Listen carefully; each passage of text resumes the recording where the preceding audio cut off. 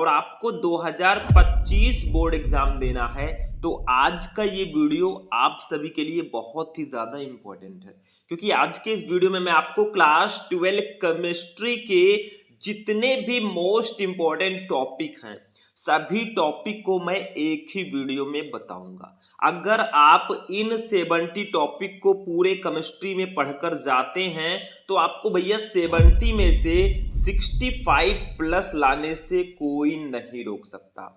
अगर आप इस वीडियो को शुरू से लेकर लास्ट तक देखते हैं, गारंटी है मेरी कि 12th केमिस्ट्री में आपको 70 में 65 प्लस तो आने ही आने हैं।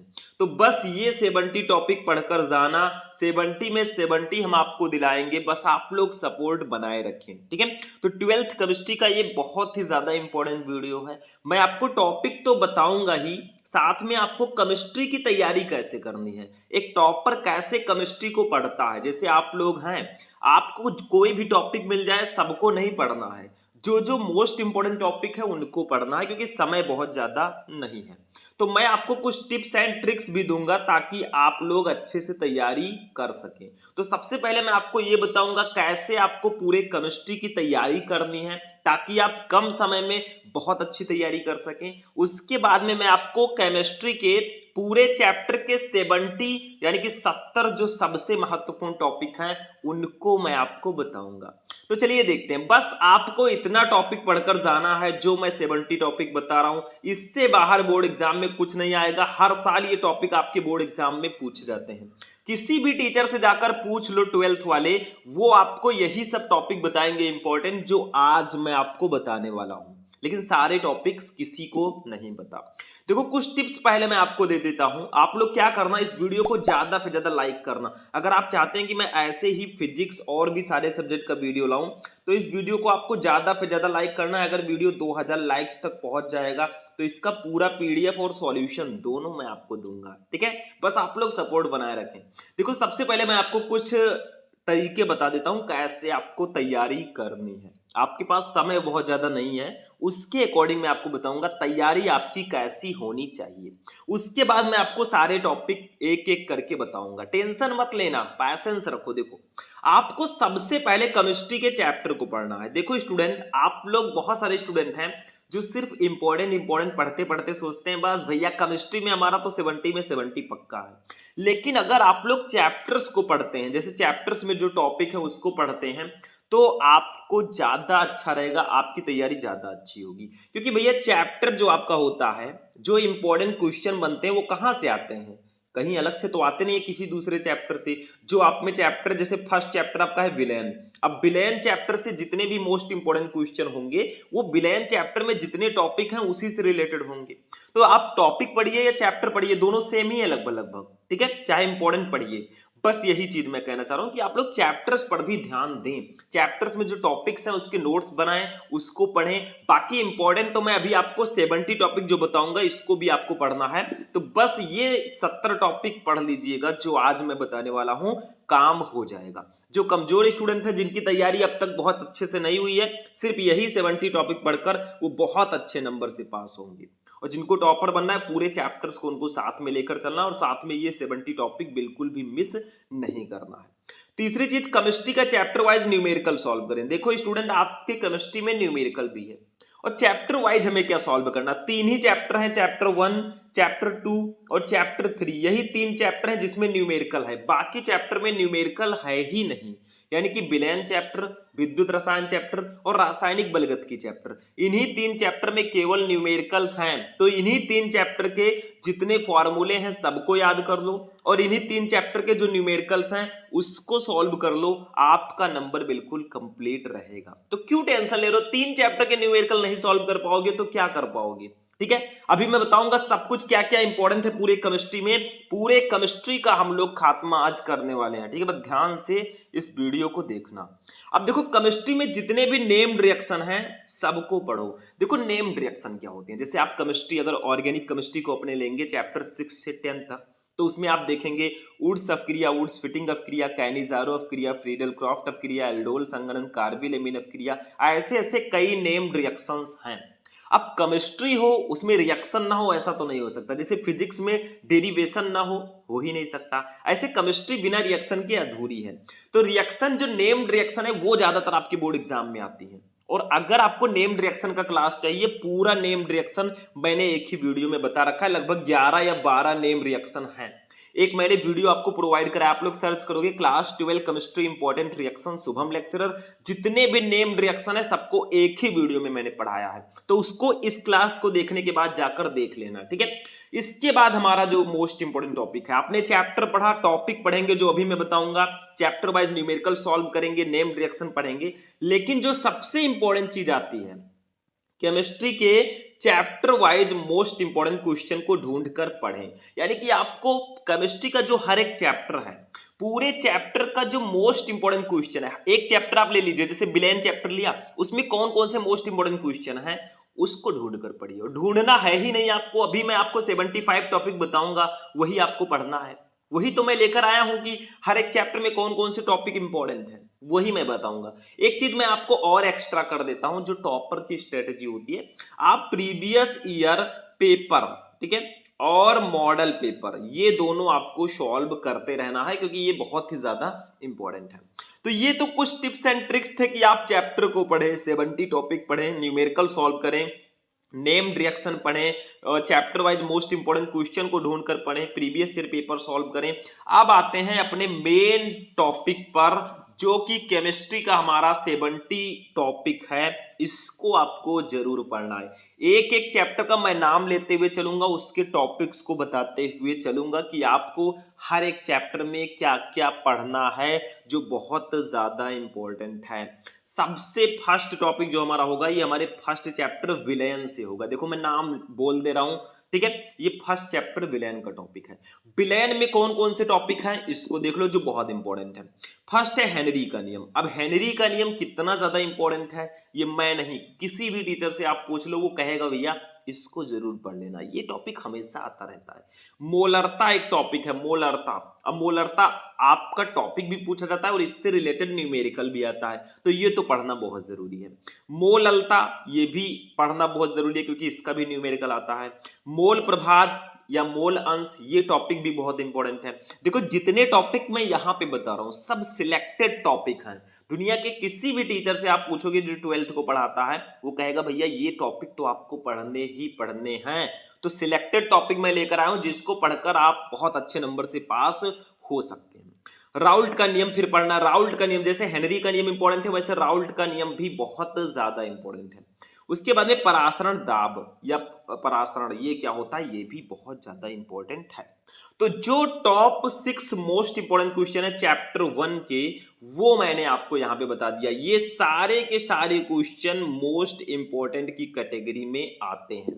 जितने टॉपिक मैं बता रहा हूं, अगर इसको पढ़ के जाओगे आप 70 में 70 लेकर आओगे। बस आपको क्या करना है, ध्यान से इस क्लास को लास्ट तक देखना है। तो फर्स्ट चैप्टर में हमारे इतने टॉपिक इंपॉर्टेंट है। कुछ स्टूडेंट कहेंगे सर इसमें क्वथनांक का उन्नयन, क्वथनांक हिमांक का अवनमन, ये सब भी टॉपिक है, पढ़ना आपको वो भी है।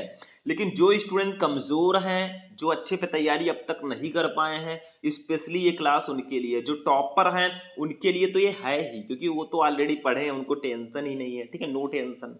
अब चलते अपने चैप्टर नंबर 2 पे। चैप्टर नंबर 2 का नाम है हमारा विद्युत रसायन। इस चैप्टर में कौन कौन से टॉपिक इंपॉर्टेंट है उसको, उस पर भी हम नजर डालते हैं। एक है आपका विशिष्ट चालकता क्या होता है। मैंने बताया था विशिष्ट प्रतिरोध के व्युत्क्रम को ही विशिष्ट चालकता कहते हैं।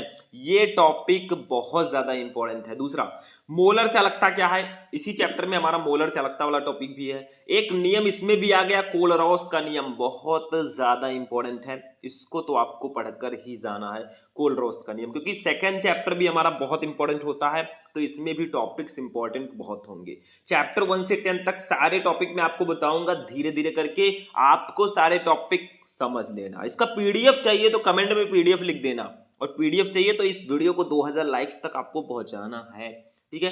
10 नंबर देखो, फैराडे के विद्युत अपघटन के नियम क्या है। ऐसे जैसे उसमें नियम था वैसे इसमें भी 2 नियम बहुत इंपॉर्टेंट है। एक कोलरॉस का नियम, दूसरा है फैराडे के विद्युत अपघटन के नियम। ठीक है, इसके बाद में इसी चैप्टर में आपका आता है इलेक्ट्रोड क्या होता है, बहुत इंपॉर्टेंट है। इलेक्ट्रोड क्या है, इलेक्ट्रोड विभव क्या होता है। देखो ये सारे टॉपिक मैं आपको पहले भी पढ़ा चुका हूं। अगर आप लोग सर्च करोगे विलयन फुल चैप्टर शुभम लेक्चरर, आपको वीडियो मिल जाएगा। विद्युत रसायन फुल चैप्टर शुभम लेक्चरर, आपको क्लास मिल जाएगा। जाकर देख लो, सारे टॉपिक उस चैप्टर में कवर हैं। और ये जो टॉपिक हैं ये भी जानते हैं कितना इंपॉर्टेंट है। 13 नंबर विद्युत रासायनिक सेल क्या है, 14 नंबर सेल का विद्युत वाहक बल। तो यहाँ पे 7 से लेकर 14 तक के जो टॉपिक हैं ये चैप्टर नंबर 3 से बहुत ज्यादा, सॉरी चैप्टर नंबर 2 से बहुत ज्यादा इंपॉर्टेंट है। तो इतना टॉपिक आपको बिल्कुल नहीं मिस करना है। विशिष्ट चालकता, मोलर चालकता, कोलरॉस का नियम, फैराडे के विद्युत अपघटन के नियम, इलेक्ट्रोड, इलेक्ट्रोड विभव, विद्युत रासायनिक सेल और सेल का विद्युत वाहक बल, ये सारे टॉपिक आपके चैप्टर 2 में मोस्ट इंपॉर्टेंट की कैटेगरी में आते हैं, जिनको बिल्कुल भी आप मिस मत करना। ठीक है, चैप्टर नंबर 3 पे आते हैं रासायनिक बलगतकी पे। इसमें बेग नियम या दर व्यंजक क्या होता है। बेग नियम जिसकी सहायता से हम अभिक्रिया की कोटि को निकालते हैं, ये टॉपिक काफी ज्यादा पूछा जाता है। इसके बाद में इसी चैप्टर में हमारा है, देखो ध्यान से समझो, थोड़ा ऊपर कर देता हूं मैं, अभिक्रिया की कोटि ज्ञात करने की विधियां। मतलब अभिक्रिया की कोटि ज्ञात करने की विधियां आपको पता होनी चाहिए। जैसे समाकलित वेग समीकरण वाला जो होता है ना, कि प्रथम कोटि की अभिक्रिया के लिए समाकलित वेग समीकरण, शून्य कोटि की अभिक्रिया के लिए समाकलित वेग समीकरण, ये मोस्ट इंपॉर्टेंट की कैटेगरी में आते हैं। तो इनको बिल्कुल भी आपको मिस नहीं करना। 17 नंबर है अर्ध आयुकाल, इसी चैप्टर में है। और कोटि, जैसे प्रथम कोटि की अभिक्रिया, शून्य कोटि की अभिक्रिया, ये तो आएगी आएगी। द्वितीय कोटि की अभिक्रिया, एक टॉपिक आता है अभिक्रिया की आणविकता, इसको आणविकता कर दीजिएगा। ठीक है, आणविकता कैसे लिखेंगे, कुछ इस प्रकार से, ध्यान दीजिएगा, आणविकता। ठीक है, अभिक्रिया की आणविकता क्या होती है, मोलेक्युलरिटी ऑफ रिएक्शन क्या होता है। तो इतने सारे टॉपिक हमारे चैप्टर नंबर 3 रासायनिक बलगतकी में इंपॉर्टेंट है। मतलब आपको वेग नियम या दर व्यंजक पढ़ना है, अभिक्रिया का वेग पढ़ लीजिएगा, अभिक्रिया की कोटि ज्ञात करने की विधियां, अर्ध आयुकाल, शून्य कोटि की अभिक्रिया, प्रथम कोटि की अभिक्रिया, द्वितीय कोटि की अभिक्रिया, अभिक्रिया की आणविकता। एक चीज और पढ़ लीजिएगा, अभिक्रिया की कोटि और आणविकता में अंतर क्या होता है। ये सारे टॉपिक ट्रेंडिंग वाले टॉपिक हैं, इनको बिल्कुल भी मिस आपको नहीं करना है। चैप्टर नंबर 3 भी हमारा हो गया। चैप्टर 4 पे हम आएंगे डी एवं एफ ब्लॉक के तत्व। इसमें बेसिकली दो टॉपिक मेरे हिसाब से बहुत इंपॉर्टेंट है। एक तो डी ब्लॉक के तत्व यानी कि संक्रमण तत्व क्या होते हैं, अक्सर पूछा जाता है संक्रमण तत्व क्या होता है। दूसरा लैंथेनाइड तथा एक्टेनाइड क्या होते हैं। लैंथेनाइड और एक्टेनाइड में एक और क्वेश्चन आता है, लैंथेनाइड आकुंचन क्या है। तो ये सब आपको पढ़ना है चैप्टर नंबर 4 में। चूंकि ये टॉपिक बहुत लॉन्ग नहीं है, इसीलिए इसमें बहुत सारे क्वेश्चन नहीं होंगे। ठीक है, समझ में आया। चैप्टर नंबर 5 पे आते हैं उपसह संयोजन यौगिक में। इसमें देखिए उपसह संयोजन यौगिक क्या होता है, कोऑर्डिनेट कंपाउंड। ठीक है, इसके बाद में आपका उपसह संयोजन यौगिकों का नामकरण कैसे करेंगे, कैसे इनका नॉमेनक्लेचर होगा। ठीक है, कैसे इनका IUPAC नेम लिखेंगे, ये टॉपिक बहुत इंपॉर्टेंट है। इसी में हमारा लिगैंड क्या होता है, बहुत इंपॉर्टेंट है। संयोजकता आबंध सिद्धांत, BVT वैलेंस बॉन्ड थ्योरी, ये टॉपिक भी बहुत ज्यादा इंपॉर्टेंट है। एक और आता है वर्नर सिद्धांत, उसको भी पढ़ लेना, वो भी बहुत ज्यादा इंपॉर्टेंट टॉपिक है। तो हमारे चैप्टर नंबर 5 जो उपसह संयोजन यौगिक हैं, उसमें इतने सारे टॉपिक सबसे ज्यादा इंपॉर्टेंट है। देखो उन टॉपिक को मैं आज बता रहा हूं जिनको आपको बिल्कुल भी अवॉइड नहीं करना है, मतलब इनको आप बिल्कुल भी मिस नहीं करेंगे। मिस का मतलब अवॉइड नहीं करेंगे, ये मैं कह रहा हूं। ठीक है, बाकी टॉपिक जो बचते हैं उसको भी पढ़िए। ऐसा मैं कभी नहीं कहूंगा आपसे कि भैया आपके जो टॉपिक बच रहे हैं उसको अवॉइड कर दीजिए। अगर आपको बहुत अच्छा नंबर लाना है, आप टॉपर बनने की राह में है, तो आपको सारे टॉपिक पढ़ने हैं। जिसको सिर्फ पास होना है वो इतने टॉपिक पढ़कर आसानी से बहुत अच्छे नंबर से पास हो जाएगा। चैप्टर 6 पे हम लोग चल रहे हैं। अब लोग चैप्टर 6 हैलो एल्केन तथा हैलो एरीन में, इसमें आपको हैलो एल्केन पढ़ लेना है क्या होता है, हैलो एल्केनों का नामकरण कैसे करते हैं। उड्स अपक्रिया मैंने बताया था आएगा भैया, नेम्ड रिएक्शन। SN1 तथा SN2 नाभिक रागी प्रतिस्थापन अपक्रिया बहुत इंपॉर्टेंट है। हैलो एरीन क्या होते हैं, हैलो एरीनों का नामकरण क्या होता है। अभी एक दो टॉपिक और हैं, यहाँ पे समझ में आ गया। इस पेज में आपको हैलो एल्केन पढ़ना है, हैलो एल्केन का नामकरण कैसे करेंगे, उड्स अपक्रिया पढ़नी है, SN1 तथा SN2 अभिक्रिया पढ़ना है, हाइलोएरिन पढ़ना है, हाइलोएरिनों का नामकरण पढ़ना है। 2 टॉपिक और हैं। एक चीज और याद रखिए, यहाँ पे वुड्स अभिक्रिया तो मैंने दे दिया है। इसी चैप्टर में और भी नेम्ड रिएक्शन है, जैसे वुड्स फिटिंग अभिक्रिया, हाइलोफॉर्म अभिक्रिया। तो नेम्ड रिएक्शन का जो मैंने क्लास आपको प्रोवाइड कराया उसको जाकर देख लेना। यहाँ पे पूरा रिएक्शन भले ही मैंने न दिया हो, लेकिन आपको पढ़ना पूरा का पूरा रिएक्शन है। 10-11 रिएक्शन जो भी हैं जाकर पढ़ लेना, क्योंकि आपके ही काम आएगा। 34 नंबर, क्लोरोबेंजीन क्या होता है, इसी चैप्टर का टॉपिक है। और क्लोरोफॉर्म क्या होता है, क्लोरोफॉर्म CHCl3 ट्राइक्लोरोमेथेन भी इसको बोलते हैं, ये क्या होता है। तो इतने टॉपिक आपको चैप्टर नंबर 6 में पढ़ना है, जो काफी ज्यादा इंपॉर्टेंट टॉपिक्स हैं, उनको मैंने यहाँ पे रखा है। चलते हैं अपने चैप्टर 7 एल्कोहल, फिनॉल एवं ईथर पे। भैया चैप्टर 7 पे हम आ गए हैं। इसमें आपको एल्कोहल तो पढ़ना ही है। एल्कोहल का नामकरण कैसे करेंगे? अरे एल्कोहल पता है ना, फंक्शनल ग्रुप OH होता है। जैसे आपका methyl alcohol, ethyl alcohol, ethyl alcohol C2H5OH, देखो OH लगा, ये एल्कोहल होगा, ठीक है। इनका नामकरण कैसे करेंगे? जैसे ये एथिल एल्कोहल है, IUPAC नेम इसका एथेनॉल होगा, क्योंकि एल्कोहल के IUPAC नाम में हम ऑल लगाते हैं, ठीक है। उसके बाद में एल्कोहल का वर्गीकरण कैसे करेंगे? प्राथमिक एल्कोहल, द्वितीयक एल्कोहल, तृतीयक एल्कोहल, ये बहुत इंपॉर्टेंट है। प्राथमिक, द्वितीयक एवं तृतीयक एल्कोहल में विभेद कैसे करेंगे? एक आपने पढ़ा होगा ल्यूकास परीक्षण, ल्यूकास टेस्ट, इसी टॉपिक से रिलेटेड है। मतलब ल्यूकास परीक्षण का उपयोग हम एल्कोहल, प्राथमिक, द्वितीयक एवं तृतीयक एल्कोहलों में विभेद यानी कि डिफरेंस पता करने के लिए करते हैं। तो हाइल एल्कोहल में आपको इतना पढ़ना है, एल्कोहल, एल्कोहल का नामकरण, एल्कोहल का वर्गीकरण, प्राथमिक, द्वितीयक एवं तृतीयक एल्कोहल में विभेद। अभी और है इसमें एथिल एल्कोहल या एथेनॉल, जो मैंने बताया था अभी आपको, एथिल एल्कोहल C2H5OH, ये आपको पढ़ना है, ठीक है। अब फिनॉल पे आते हैं, क्योंकि चैप्टर का नाम है एल्कोहल, फिनॉल एवं ईथर, तो हमें एल्कोहल के बारे में भी पढ़ना होगा, फिनॉल के बारे में भी पढ़ना होगा और ईथर के बारे में भी पढ़ना होगा, क्योंकि ये चैप्टर 6 से लेकर 10 तक जो चैप्टर होते हैं बहुत इंपॉर्टेंट होते हैं। आपके लॉन्ग क्वेश्चंस के आने के चांसेस इसी चैप्टर से ज्यादा होते हैं। फिनॉल पे आते हैं। फिनॉल, अभी हम चैप्टर 7 पर ही हैं, ऐसा मत समझिएगा हमने चैप्टर चेंज कर दिया, ठीक है। फिनॉल का वर्गीकरण कैसे करेंगे? फिनॉल के निर्माण की विधियां देखो। फिनॉल का फॉर्मूला C6H5OH होता है। अगर आप बेंजीन रिंग में बनाना चाहें तो कुछ ऐसे बनेगा भाई, ये ऊपर OH लगा दो, ठीक है। ये भी फिनॉल, ये दोनों सेम है, बस अलग अलग मैंने लिख दिया। ईथर पे आते हैं। ईथर तथा ईथरों का वर्गीकरण कैसे करेंगे? ठीक है, ROR प्रकार के जो होते हैं वो ईथर कहलाते हैं, मैंने आपको पहले बताया था आपको, ठीक है। समझ में आ रहा है? जैसे एग्जांपल दे देता हूँ, C2H5O, C2H5, ROR ही है ये, ROR, देखो ये आपका एथिल है, R है, यानी कि एल्किल है, OR है, ठीक है। तो यही सब आपके ईथर कहलाते हैं। ईथरों का नामकरण कैसे करेंगे? ईथरों के निर्माण की विधियां, एक इसमें आता है डाई एथिल ईथर बनाने की विधि, वही जो मैंने बताया, ये आपका डाई एथिल ईथर है, C2H5O, C2H5, यही डाई एथिल ईथर है। इसको कैसे बनाएंगे हम प्रयोगशाला में, ये भी काफी ज्यादा पूछा जाता है। तो ये भैया एल्कोहल, फिनॉल एवं ईथर चैप्टर के टॉपिक्स थे। यहां से शुरू हुआ 36 से और यहां तक आपका आया, फिनिश हुआ, ठीक है, 47 पे। समझ में आया? अप्रॉक्स आपके 12 क्वेश्चन। अब चलते हैं चैप्टर नंबर 8 पे।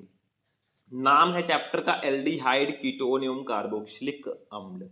इसमें क्या क्या इंपॉर्टेंट है पढ़ लेते हैं। देखो एल्डिहाइड पहले आपको पढ़ना है, जो CHO वाले होते हैं ना, CHO फंक्शनल ग्रुप वाले, वो एल्डिहाइड्स होते हैं, मैंने बताया था, ठीक है। जैसे HCHO ले लो, HCHO ये फॉर्मेल्डिहाइड है, CH3CHO लोगे, एसिटाल्डिहाइड है, ऐसे, ठीक है। अब उसके बाद में एल्डिहाइड एवं कीटोन का नामकरण कैसे करेंगे भाई? कार्बोक्सिलिक अम्ल जो COOH वाले होते हैं, कार्बोक्सिलिक अम्ल होते हैं, कार्बोक्सिलिक अम्लों का वर्गीकरण कैसे करेंगे? क्योंकि इसमें एल्डिहाइड, कीटोन और कार्बोक्सिलिक अम्ल चैप्टर का नाम है, तो तीनों आपको इसमें पढ़ना होता है। इसके बाद में हम आते हैं कार्बोक्सिलिक अम्लों का नामकरण कैसे करेंगे? स्मिट अभिक्रिया, स्मिट अभिक्रिया शायद नेक्स्ट चैप्टर में है, चलो इसी में होगा तो इसी में पढ़ लेंगे। तो इतने सारे टॉपिक आपको पढ़ने हैं चैप्टर नंबर 8 में। मतलब एल्डिहाइड्स, कीटोन और कार्बोक्सिलिक अम्ल, तीनों के बारे में आपको पढ़ना होगा। आते हैं अपने चैप्टर नंबर 9 एमीन पे।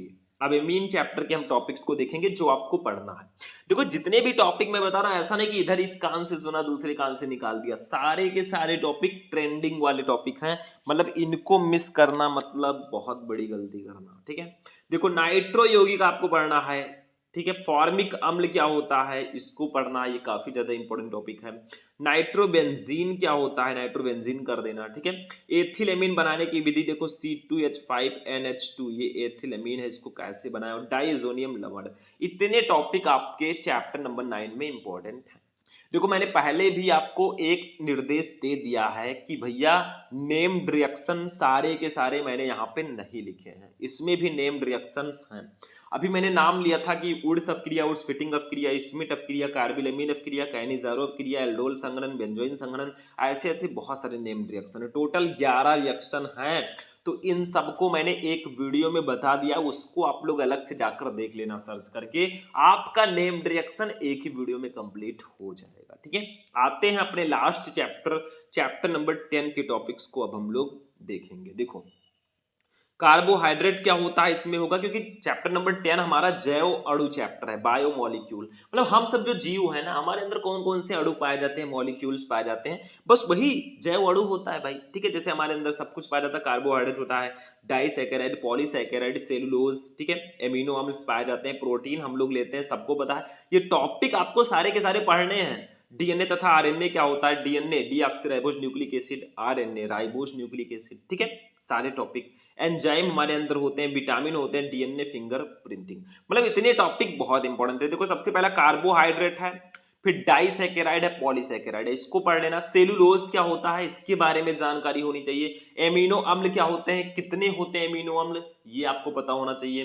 प्रोटीन क्या होता है, डीएनए तथा आरएनए क्या होता है, एंजाइम क्या होता है, विटामिन और डीएनए फिंगर प्रिंटिंग, इतने टॉपिक। अब यहाँ पे 68 टॉपिक पर मैंने आपको लाकर छोड़ दिया है, 2 टॉपिक मैं यहाँ पे नहीं बताने वाला, वो आप लोग कमेंट करेंगे कि 2 ऐसे कौन से टॉपिक हैं जो मैंने मिस कर दिया है, जो मुझे बताना चाहिए था लेकिन मैंने नहीं बताया। आप लोग बताना कमेंट में। ठीक है, तो इतने सारे टॉपिक्स इंपॉर्टेंट हैं, कुछ चीजें मैं आपको बता देता हूं जो ज्यादा इंपॉर्टेंट हैं। देखो स्टूडेंट, सबसे पहले हम लोग थोड़ा सा बात कर लेते हैं न्यूमेरिकल्स की। किसकी, न्यूमेरिकल्स की।